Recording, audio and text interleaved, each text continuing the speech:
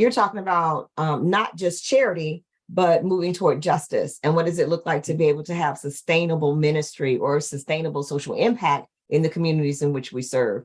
Not Exactly. just putting a Band-Aid on something, but really being able to move the needle forward for a more permanent solution. And part of being able to do that is to capture the data and to be able to share that in a meaningful way that is going to allow funders and everyone around us to kind of know the total impact of what we're doing, not just numbers of food baskets, but that significant impact and what that looks like.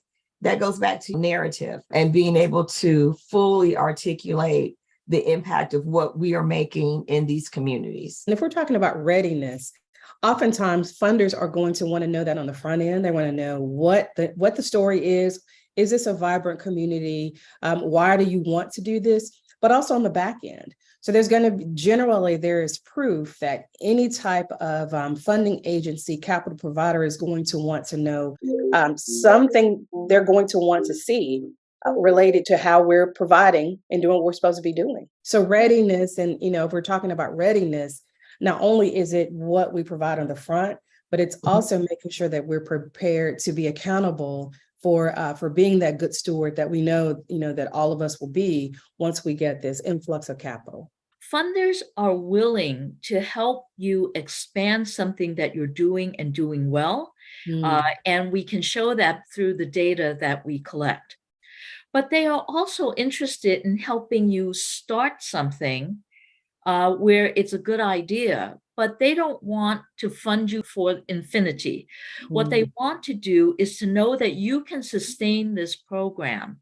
And so a lot of our thinking also has to be around what our next steps would be, what other allies or partnerships we can have, so that there would be a multiplier effect, because that, in fact, is what any funder would want to look for, whether it is a government agency or a philanthropic or foundation kind of situation. They want to know, okay, I can help you kickstart this.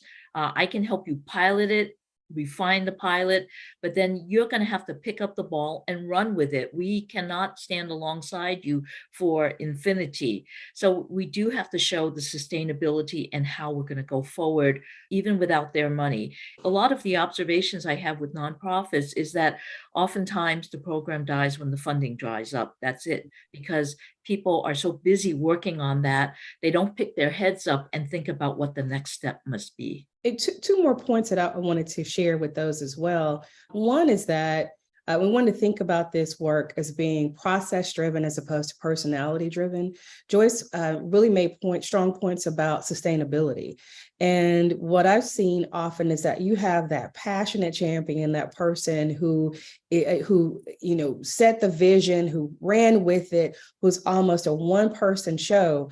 And then when that person decides to go and do something else, the program may die. And so we want to think about sustainability also from a standpoint of perpetuity, not depending on one person to make sure that the program can be successful. And along the same lines, we also want to make sure that if we're thinking about sustainability, we always have milestones where we can evaluate, because it may be time for some programs to naturally transition and for the organization to go do something else. So, I think that sustainability has many different facets, and I can't stress in readiness and in the beginning portions that we need to think strategically about what that looks like, who's going to be running it, how the process works, so that there's a playbook, so that many different types of people and many different types of individuals in the organization could help to support it.